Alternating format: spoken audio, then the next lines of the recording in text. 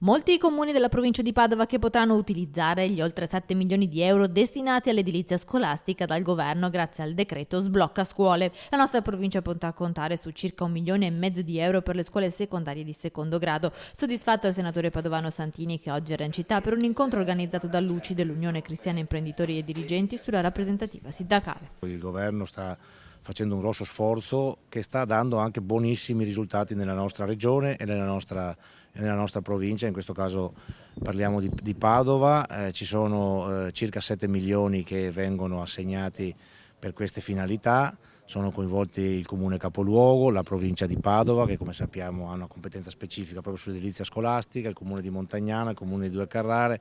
Quindi c'è insomma un segnale importante, interessante, ed è un discorso che deve continuare anche nei prossimi anni, perché questo è un meccanismo messo in piedi con le leggi di stabilità, cioè la possibilità che questi comuni escano dal patto di stabilità per usare queste risorse per l'edilizia scolastica e per poter in questo modo utilizzare anche i mutui della Banca Europea degli Investimenti, i mutui BEI, e quindi realizzare davvero concretamente le opere che sono da tempo molto in attesa di essere realizzate. Quindi passi in avanti concreti che danno la possibilità di migliorare le scuole e di dare anche ai comuni una possibilità maggiore di utilizzare le risorse disponibili.